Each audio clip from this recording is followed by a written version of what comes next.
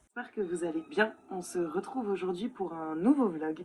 Ce sera le vlog 28, je crois. Et on est dimanche. Il est à peu près 14 heures. Léon dort. Moi, je viens de terminer de manger et j'en profite d'avoir quelques minutes pour pouvoir vous montrer un petit peu certains livres que j'ai reçus et puis vous parler de mes lectures de la semaine. Comme ça, voilà, vous aurez dès le départ un petit peu une vue de des romans qui vont m'accompagner durant cette semaine, tout simplement. En premier lieu, j'ai reçu un petit recueil de poésie de la superbe Marine Stoupou. Je ne sais pas si vous la connaissez sur les réseaux sociaux, mais j'apprécie beaucoup de la suivre et elle avait sorti un recueil aux éditions Cheminot qui a fermé et elle a décidé de ressortir son recueil en auto-édition. Et donc ici j'en ai un des deux, il y en a un autre qui me fait extrêmement envie, mais je vais attendre un petit peu. Donc je viens de recevoir celui-ci qui parle de la maternité.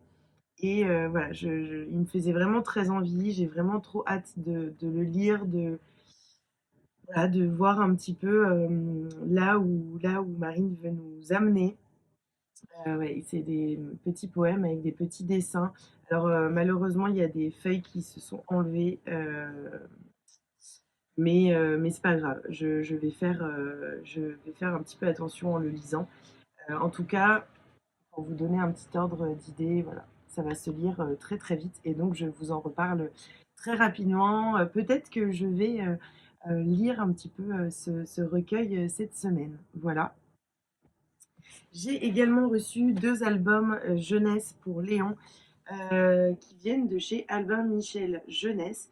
Il y a le kaléidoscope des dinosaures et autres animaux disparus. Et alors pour le coup, mais je vous en reparle dans une minute. Et on a également reçu une jolie histoire qui s'appelle Animaux humains de Rosie N, publié chez Albin Michel Jeunesse, qui était un album que j'avais très très très envie de découvrir. Les dessins sont très très beaux. Et, alors pour l'instant, moi je ne lui ai pas lu, mais je sais que mon conjoint l'a lu à Léon et que ça lui a beaucoup plu. Donc voilà, j'ai hâte de le découvrir également. Et vraiment, les dessins me parlent beaucoup, donc on va voir tout ça. Je pense que je vous en ferai un petit retour de toute façon. Et donc, j'ai reçu les communiqués de presse et vous voyez, je vous parle souvent de l'âge des albums jeunesse, etc., des recommandations. Et pour le coup, là, je me suis retrouvée devant l'incompréhension, en fait, justement, des âges, parce que ce petit album qui est très doux, très beau, très simple, que ce soit par le fait que les dessins sont simples, mais également que les écritures sont très courtes et très, très simples également, en fait. Enfin, il est tout à fait accessible à un enfant de 2-3 ans. Après, c'est comme les autres albums, hein, il y a certains messages qui passeront plus tard, mais en tout cas, il est tout à fait accessible. Et pourtant, il est recommandé à partir de 6 ans. Et l'incompréhension totale, c'est que celui-ci est recommandé à partir de 6 ans, alors que celui-ci est recommandé à partir de 3 ans. Et pour le coup, selon moi, c'est pas du tout accessible à un enfant de 3 ans. Alors, on va sûrement le feuilleter parce que Léon aime beaucoup les dinosaures, mais enfin, c'est pas du tout adapté à son âge. Il y a énormément d'écriture, donc c'est très long, c'est en fait assez compliqué. Même mon conjoint et moi, hier soir, on l'a feuilleté un petit peu et on était très étonnés qu'il soit recommandé à partir de 3 ans parce que il est assez compliqué. Donc voilà, je ne m'attendais pas à un... Vu qu'il était recommandé à partir de 3 ans, je ne m'attendais pas à quelque chose d'aussi compliqué. Après, ça, c'est pas grave, on le lira plus tard. Mais voilà, je pense pas qu'on va le lire là avec Léon parce que j'ai peur que ça le perde et voilà, on le feuilletera sûrement plus pour voir les images. Voilà. En tout cas, ça montre que enfin, en fait, je n'arrive pas à comprendre comment est-ce que les éditeurs se basent pour recommander un livre à partir de tel ou tel âge. En tout cas, moi, je suis souvent pas vraiment d'accord avec ce qui est recommandé. Mais bon, chacun a ses idées et sa façon de voir les choses. Et donc, on va passer à mes lectures en cours. Je suis en train de lire Les Graciers de Kieran Millwood Hargrave, publié chez Pocket. C'est un roman qui nous plonge en Norvège et qui nous amène un petit peu dans une ambiance de sorcière. Je vais vous lire le résumé. Ce que je peux vous en dire, c'est que déjà, on le lit pour le challenge L'ivresse de lire en voyageant, où au mois de novembre, nous partons en Norvège. Et donc, j'avais très envie de découvrir ce livre et je me suis dit que c'était une bonne occasion de le faire en lecture commune avec plein d'autres lectrices et lecteurs. Je vous lis le résumé. Le début, en tout cas, me plaît beaucoup. Et voilà, je suis immergée dedans, donc j'espère que ça va continuer.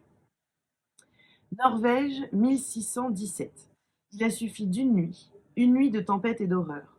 Depuis que la mer a rendu, cadavre après cadavre, tous les hommes de Vardo, les femmes du village, ont pris les choses en main.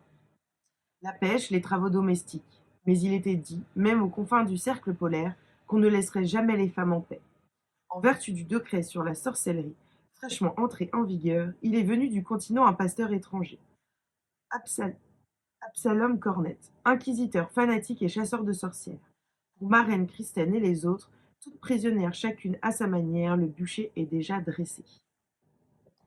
Je vais également lire en lecture commune avec Daily Debbie, la fameuse, je l'adore, je vous en ai déjà parlé ici, j'adore la suivre sur les réseaux sociaux, j'adore la suivre sur YouTube, c'est une jeune femme pétillante et donc je suis trop contente de partager cette lecture avec elle. Il s'agit de Les Reines de Emmanuel Pirotte, publié chez Cherche Midi dans la collection Cobra. Je vous lis le résumé tout de suite, normalement je le commence demain. Sur les ruines de nos civilisations, un nouveau monde s'est bâti. L'humanité a renoncé au progrès matériel et retiré au sexe masculin ses anciens privilèges. Les royaumes sont désormais gouvernés par des femmes, autant de reines que l'épreuve du pouvoir révèle, parfois autoritaire et souvent rivale.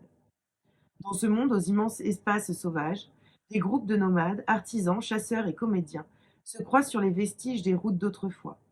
Parmi ces communautés, celle de Britannia, où les jeunes Milo et Face brûlent d'un désir réciproque et néanmoins interdit. Leur attirance va provoquer le bannissement de Milo. Commence alors pour le jeune homme une longue errance à travers les terres du Nord. Mais si Milo espère retrouver Face, il n'imagine pas combien son voyage obéit aux lois de la destinée. Ce grand compas qui, toujours, nous entraîne vers nos origines. C'est vraiment un livre que j'ai très envie de lire. C'est un gros pavé, il fait à peu près 500 pages. Ça va. Ça va. Et puis c'est plutôt aéré au niveau de l'écriture. Donc voilà, je vous en dirai des nouvelles. Il va m'accompagner cette semaine, je pense toute la semaine pour le coup. Pareil que celui-ci. Et puis peut-être que si j'ai besoin de quelque chose d'un peu plus simple, d'un peu plus doux, je lirai le petit recueil de Marine Stoupeau parce que je suis vraiment super curieuse de découvrir son écriture et son univers. Donc voilà. Je vous reprends très rapidement dès que j'ai un petit peu de temps. Cette semaine s'annonce chargée parce que je travaille tous les jours sur des grosses plages horaires et il faut savoir que moi je travaille dans plusieurs structures donc en plus je bouge pas mal dans la journée et le soir souvent je suis assez fatiguée. Mais je vous reprendrai voilà, dès que j'ai avancé dans mes lectures pour vous faire des petites updates.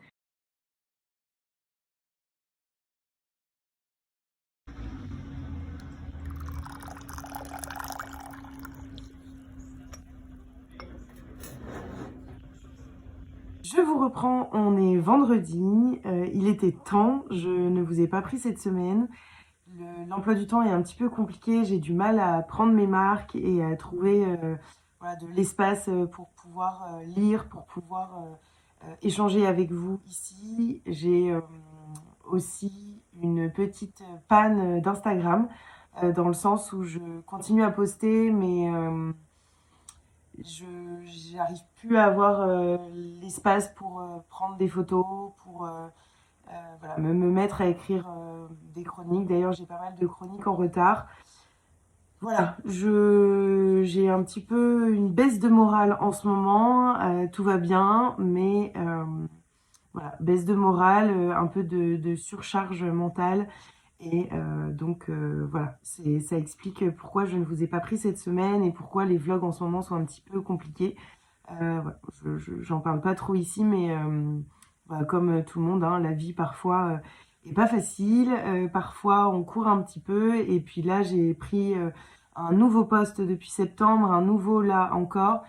Donc avec 4 structures différentes, c'est un petit peu compliqué de jongler et j'ai du mal à m'y retrouver. Et donc voilà, pour l'instant je me concentre là-dessus. Mais je voulais quand même vous reprendre pour pouvoir vous parler un petit peu lecture, vous montrer les jolies choses que j'ai reçues cette semaine. Et donc voilà, je vais débuter par déjà les réceptions. J'ai reçu cette semaine, plus ou moins dans l'ordre, je vais essayer de vous montrer quand même. J'ai reçu Rendez-vous au pôle Nord, publié chez Albin Michel. Enfin, j'ai reçu, Léon a reçu.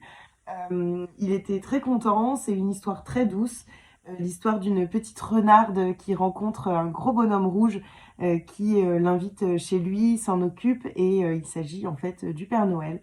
C'est très doux, les dessins sont très jolis, et je pense que c'est tout à fait le genre d'album voilà, à se procurer si vous avez un enfant pour les fêtes. Léon a adoré, et donc voilà, je ne peux que vous le recommander. C'est vraiment un très très bel album sur Noël et sur la magie de Noël, la bienveillance de ce grand bonhomme rouge, et voilà, j'ai beaucoup aimé. J'ai reçu également Le Prince aux deux visages de Gilbert Sinoué, publié chez Archipoche. C'est un roman que j'avais demandé, c'est un auteur qui m'interpelle, je l'ai vu plusieurs fois, et enfin j'ai vu ses romans plusieurs fois, et voilà, là je me suis dit que c'était l'occasion de découvrir, de voir si j'aime la plume, si j'aime sa façon de raconter les histoires, pour pouvoir peut-être découvrir d'autres livres à lui qui me font également envie. Paris 1962. L'historien Paul Savarus et sa femme sortent de la projection de Laurence d'Arabie, le film de David Lean. Ils sont bousculés par un spectateur qui paraît hors de lui. L'homme s'appelle Alan Carswell et ne décolère pas. Ce film, un conte hollywoodien à 1000 lieues de la vérité. Car lui a connu Lawrence à Oxford lorsqu'il était étudiant en archéologie. Il sait la vérité sur ce prince aux deux visages. À la fois abasourdi et intrigué, Savarus décide de se lancer sur les traces de l'auteur des 7 piliers de la sagesse. Qui fut le véritable T.E. Lawrence, un mythomane, une prima-donna névrosée, un agent sans pouvoir, un fabuleux dissimulateur, autant de questions soulevées par Gilbert Sinoué dans ce roman en forme d'enquête qui revisite l'incroyable épopée de l'un des personnages les plus mystérieux du XXe siècle. Alors, je vous avoue que je ne connais pas du tout ce personnage, donc je vais doublement découvrir dans ce livre. Et il est assez court, il fait 250 pages. Ce sera sûrement une de mes lectures du mois de décembre. Un roman que j'attendais beaucoup, j'ai reçu... alors, et ta main sur ma bouche. Ta main sur ma bouche. En fait,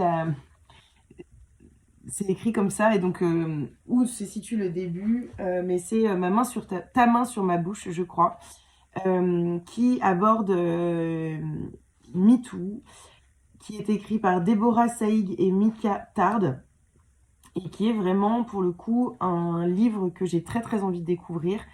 Je l'ai demandé à Pocket dans le formulaire qui m'a été envoyé, et voilà, je vous lis le résumé. Edouard et Alice sont en couple depuis 2 ans. Lui bosse dans la pub, elle est danseuse. Il est trentenaire, elle est plus jeune. Ils sont branchés, connectés aux réseaux sociaux de manière générationnelle.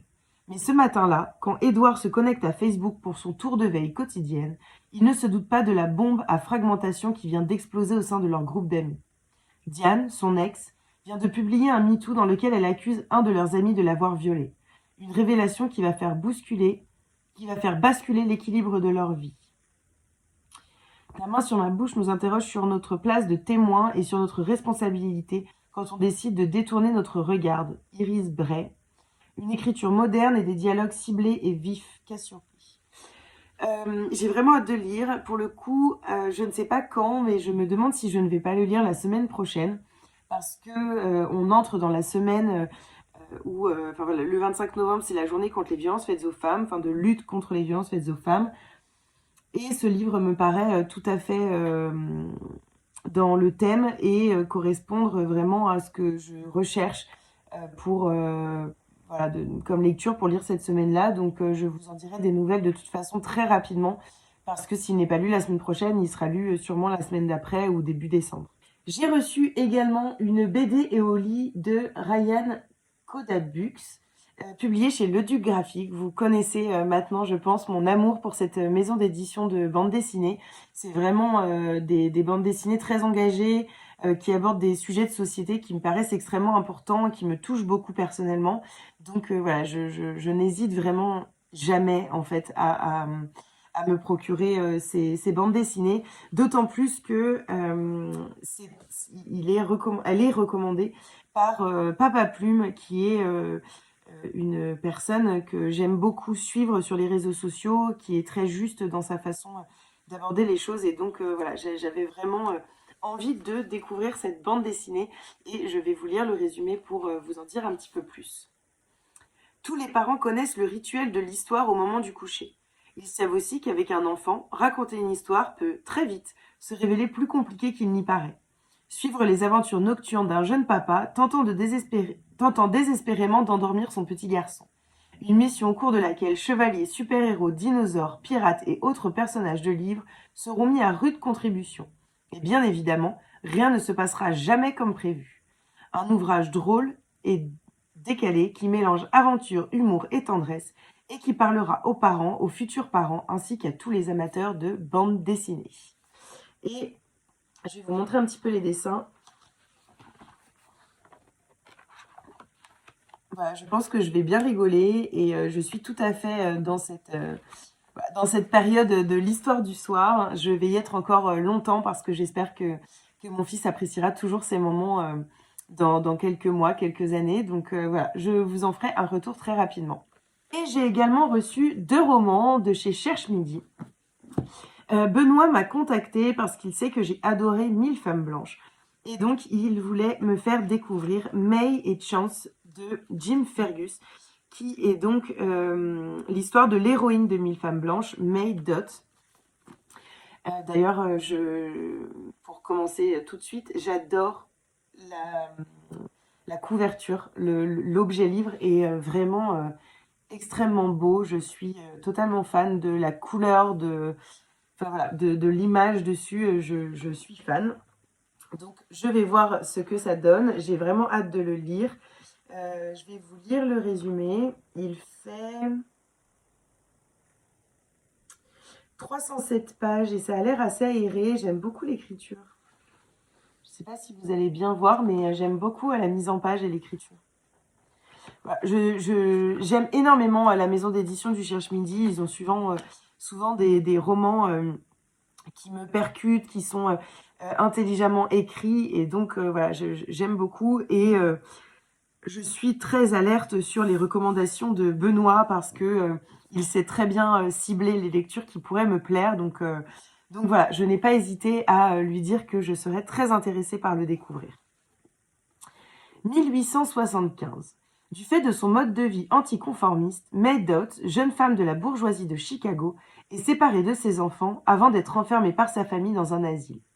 Sa seule façon de s'en sortir, rejoindre un convoi de femmes blanches destinées à épouser des guerriers Cheyennes. Devenue l'épouse du chef, Little Wolf, May prend fait et cause pour les Indiens face aux traîtrises du gouvernement. 1877. May quitte le camp des Cheyennes pour Chicago, où elle espère retrouver ses enfants. L'accompagnant dans ce long voyage, son amant, Chance Hedley, un jeune Cheyenne, Horseboy et sa compagne de toujours, Martha Atwood. Après bien des péripéties, la petite troupe arrive enfin dans la métropole, où elle va devoir s'adapter à un monde de vie radicalement différent.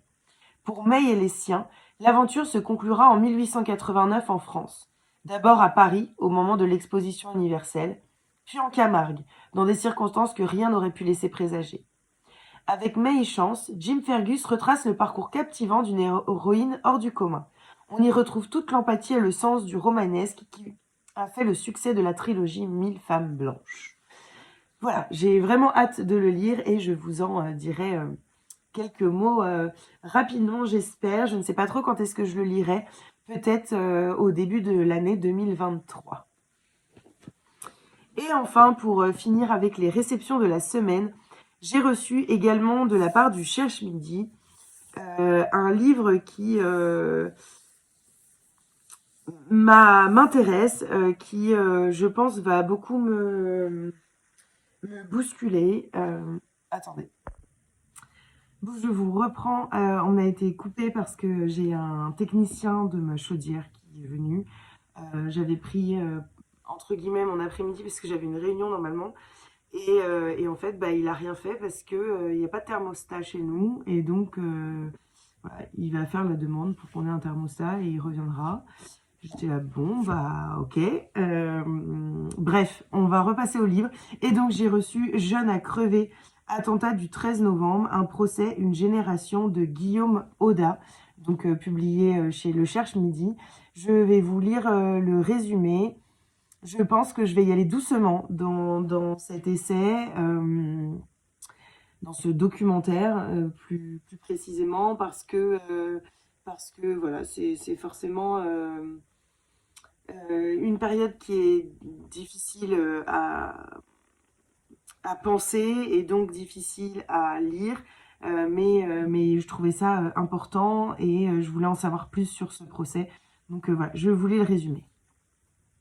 Après les scènes d'horreur du Bataclan, des terrasses et du Stade de France, vint le temps de la justice.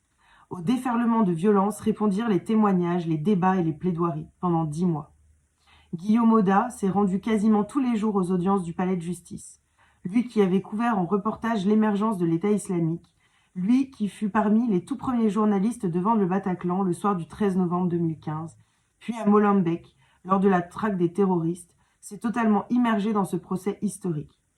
Dans Jeune à crever, il fait le récit de ces 10 mois en apnée, entre l'abjection sans âme du terrorisme et les insoutenables drames individuels.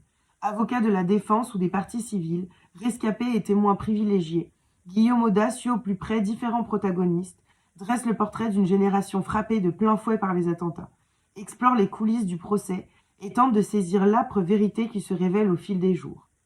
Il en tire une émouvante et fascinante comédie humaine, un document qui donne la parole à tous, qui ne tait ni les doutes ni la colère, pour livrer une vision juste à hauteur d'homme de ce moment historique.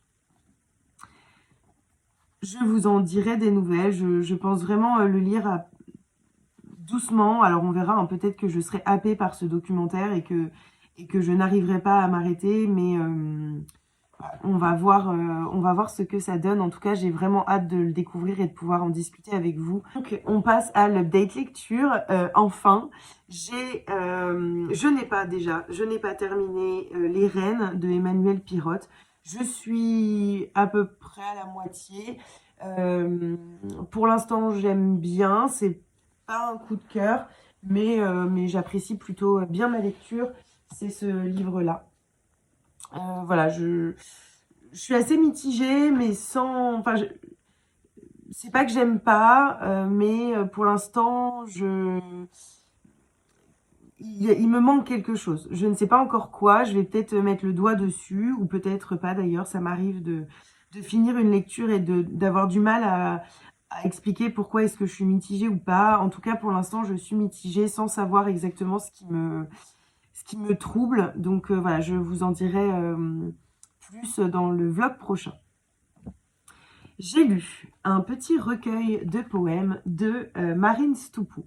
Il s'agit de Renaître, qui est, je crois, son premier recueil de poèmes qu'elle avait édité aux éditions Cheminon, qui ont fermé, et donc elle a auto-édité. J'aime beaucoup la couverture, je le trouve très joli comme petit recueil. Et j'ai été bouleversée par ce petit recueil qui aborde la maternité et qui m'a beaucoup touchée parce que je pense que je me suis énormément en fait reconnue dans ce que l'autrice pouvait nous raconter, dans ce que l'autrice pouvait nous amener. Et donc voilà, un peu d'émotion en le lisant et vraiment beaucoup de reconnaissance envers Marine d'avoir mis des mots sur certaines émotions, sur certaines choses qu'on peut vivre.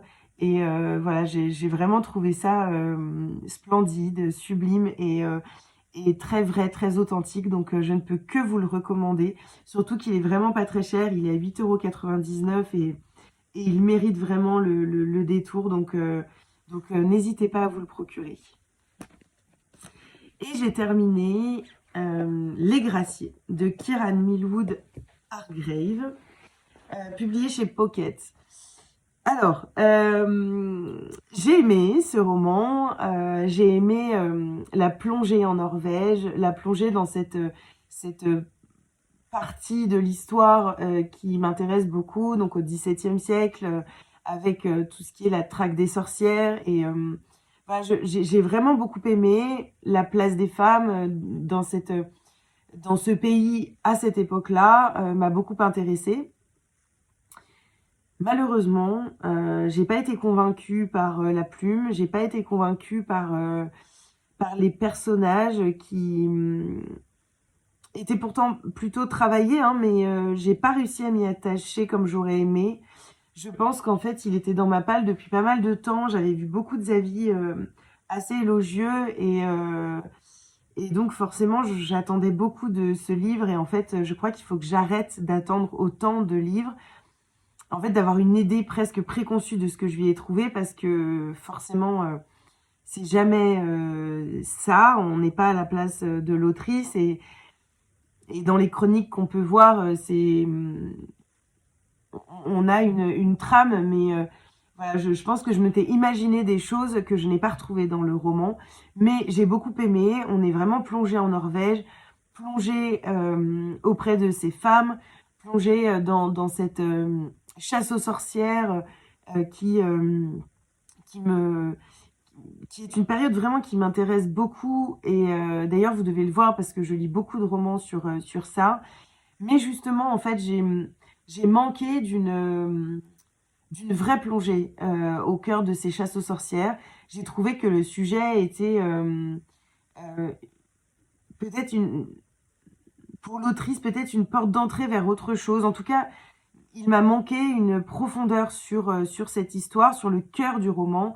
Et donc, voilà, j'en ressors belle lecture, mais mitigée. Voilà, donc, bon, c'est comme ça, hein, j'aurai de meilleures lectures. Je pense que, comme je vous le disais tout à l'heure, je suis un petit peu prise en ce moment, surmenée, je suis pas certaine que ce soit le mot, mais surmenée psychiquement en tout cas. Et donc, peut-être qu'il me faut des lectures un peu plus courtes, un peu plus douces, un peu plus, je sais pas, frappantes. Je ne sais pas exactement. En tout cas, j'enchaîne un peu les lectures en demi-teinte, les déceptions, et j'aime pas trop ces moments-là. Donc, je vais essayer de remédier à ça et de peut-être davantage m'écouter et ne pas suivre le planning que je me suis fixé.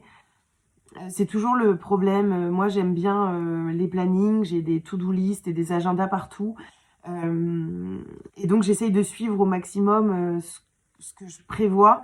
Et en fait, parfois, je lis des livres à des moments qui ne me correspondent pas, qui ne correspondent pas en tout cas à cette lecture. Donc voilà, je vais voir ce que je vais faire après, mais il va falloir que je change un peu ma façon de faire, en tout cas là, en ce moment, parce que j'en ai besoin et que j'ai besoin aussi de suivre, je pense, un petit peu plus mes envies et mes besoins. Voilà. Donc bon, je clôture ce vlog de façon un petit peu étrange. Il aura été assez court. Mais bon, j'espère que vous aurez passé un joli moment en ma compagnie, que vous aurez découvert de jolies lectures, que certains livres vous auront fait envie. N'hésitez pas à me faire des retours si vous avez lu des livres, si certains vous font envie. Et puis, n'hésitez pas à mettre un petit j'aime si vous avez apprécié cette vidéo et bien sûr à partager sur les réseaux sociaux si le cœur vous en dit. En tout cas, moi, ça me fait toujours très plaisir vos petits retours, même un petit emoji. Je sais que Sandra le fait souvent, juste pour montrer qu'elle a regardé, qu'elle a apprécié. Bah voilà, ça fait toujours plaisir, ça fait toujours du bien. Et puis, c'est peut-être aussi ce qui me redonnera une certaine motivation. Voilà, sur les réseaux sociaux, en ce moment, je suis sur une pente un peu compliquée et donc j'espère que ça va revenir, mais bon, c'est comme ça. Je vous fais des bisous et puis je vous dis bien sûr à lundi pour une vidéo un peu spéciale sur des romans à lire sur les violences faites aux femmes.